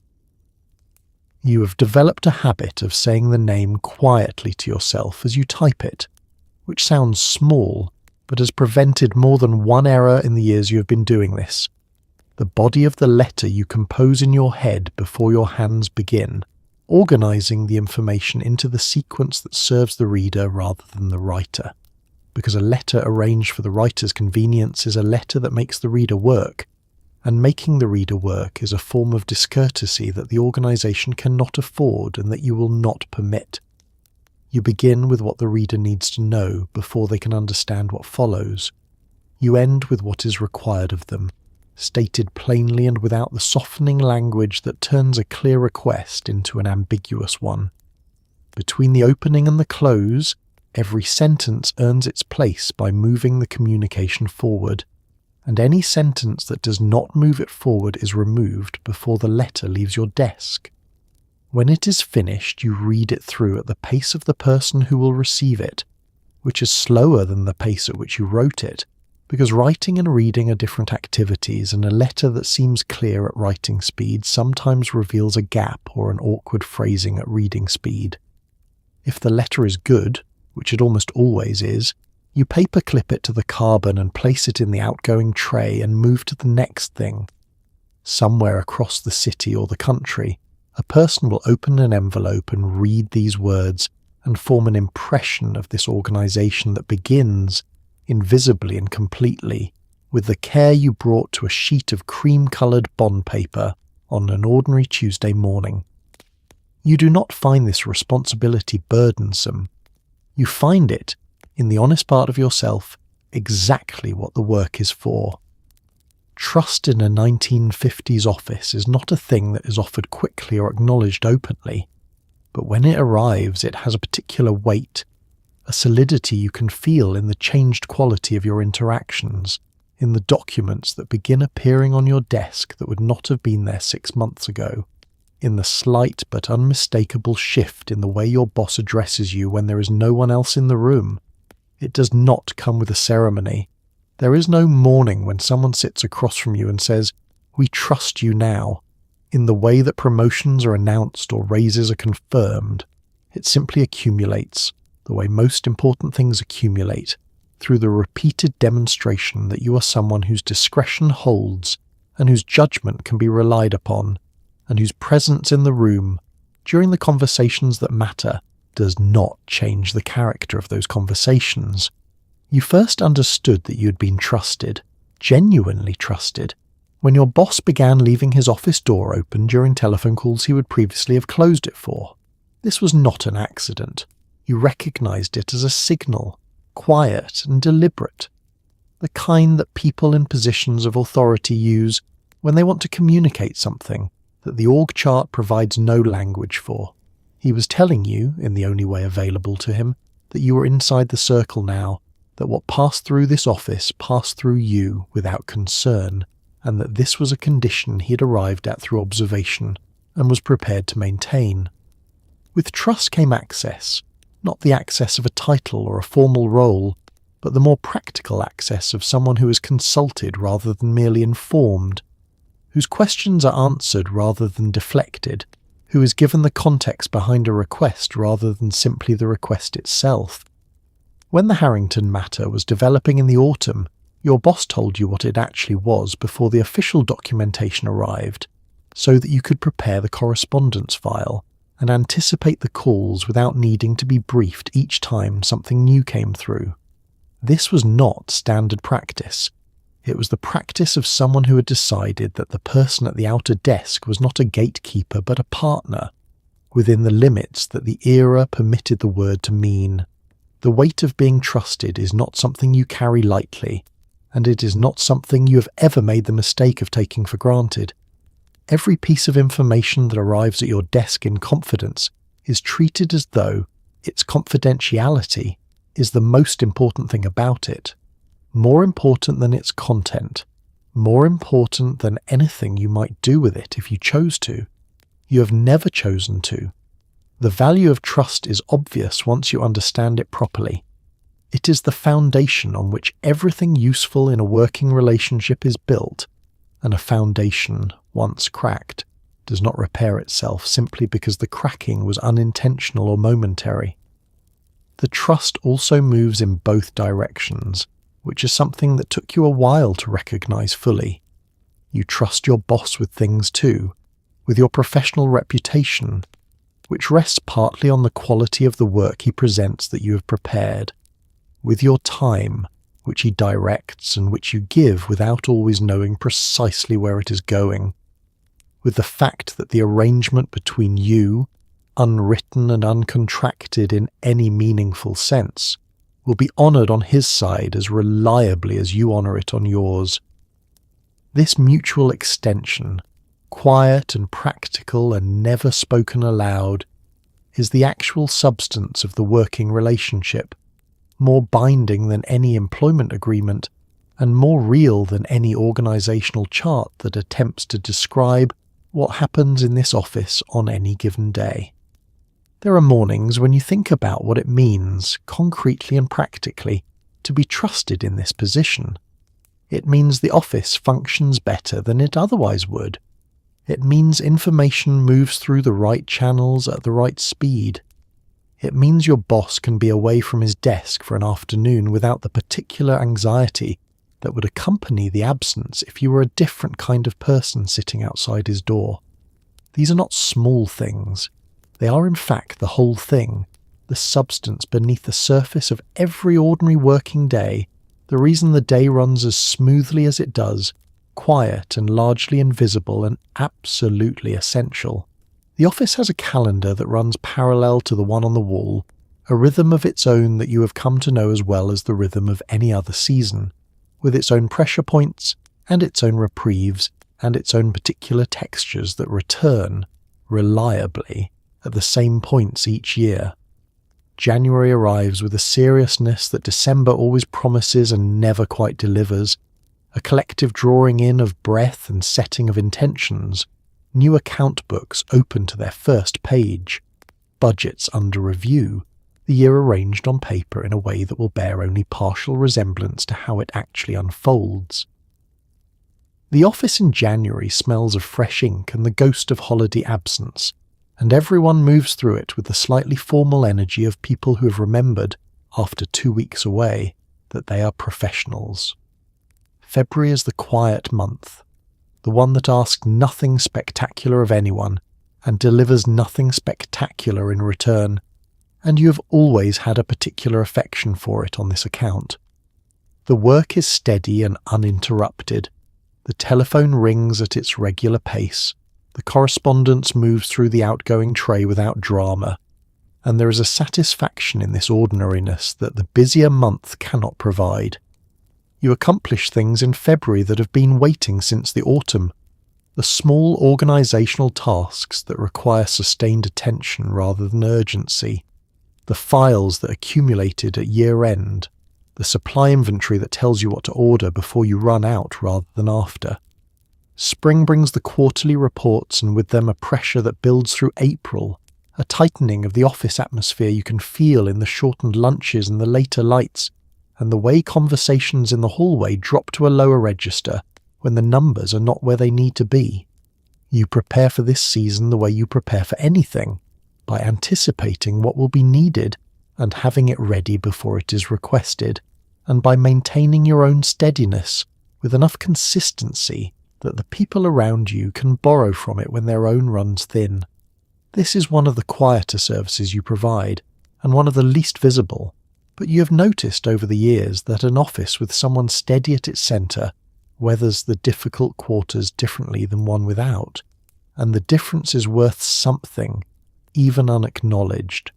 Summer arrives gradually, the pace of the office slowing almost imperceptibly through June, until by July it has a different quality entirely, looser and slightly warmer in its human texture. The senior staff cycling through their vacations and leaving behind a reduced population that moves through the corridors with somewhat less urgency. You take your own week in August, always the same week, chosen with the same methodology you bring to everything else. Positioned between two periods of peak demand, the office calm enough on either side to absorb your absence without strain.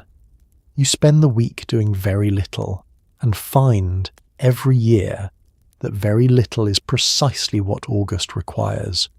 Autumn is your season, the one that suits your particular temperament best. The air changes in September in a way that sharpens everything. The light, the pace of the work, the quality of your own attention, and you respond to this change with a renewed energy that feels, after the relative ease of summer, like returning to something you had set down temporarily and are now glad to be holding again.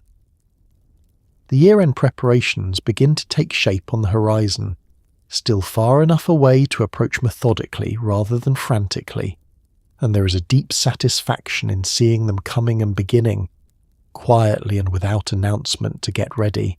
The seasons of the office year have their own wisdom, their own teaching about when to push and when to consolidate, and you have learned to move through them the way you move through everything else in this working life, with attention, with patience, and with the steady confidence of someone who has been here long enough to know that the year, in all its rhythms, will come around again.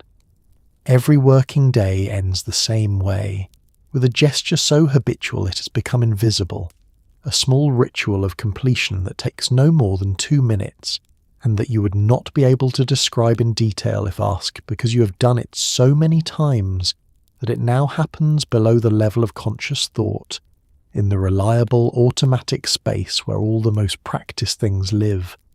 You straighten your desk, you check the outgoing tray, you look once at the appointment book for tomorrow, not to memorize it, you already know it, but to confirm that the day ahead has been prepared for, that nothing is waiting in ambush, that the morning will begin on solid ground.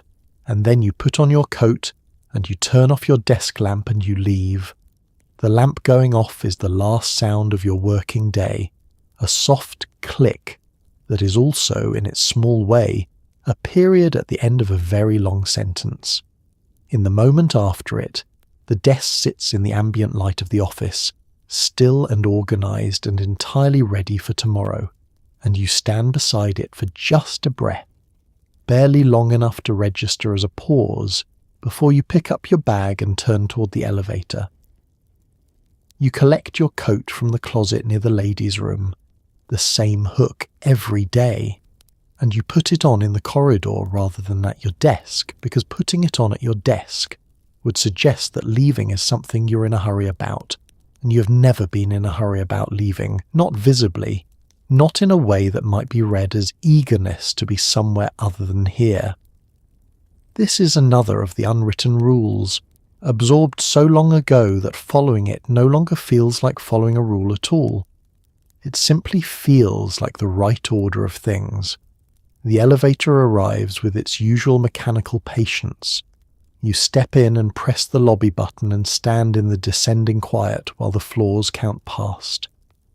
Other women join you sometimes at the intervening floors, and you exchange the small courtesies of the elevator, a nod, a brief remark about the day, and then the doors open onto the lobby and you move through it and out into the evening, each of you in your separate direction, carrying your separate selves back toward the separate lives that the working day has held briefly in suspension. The street at this hour has a quality you have always found quietly moving, the particular energy of a city exhaling at the end of a working day, the sidewalks full of purposeful motion, everyone carrying the residue of the hours just finished toward whatever comes next. You join this current and let it carry you toward the bus stop, and at the bus stop you stand with the others in the cold and you wait, and the waiting has its own texture of rest, the simple rest of a body that has been in motion all day and is now permitted for these few minutes to simply stand. On the bus you do not read. You watch, which requires less and returns more at this hour. The city moving past the windows in the early dark, shop lights coming on, the smell of someone's dinner drifting from a building you pass. By the time your stop arrives, the office has moved to the background of your attention, still present, but no longer the foreground, replaced by the familiar sounds and smells of your own neighbourhood, the particular quality of quiet that belongs to your street at this hour.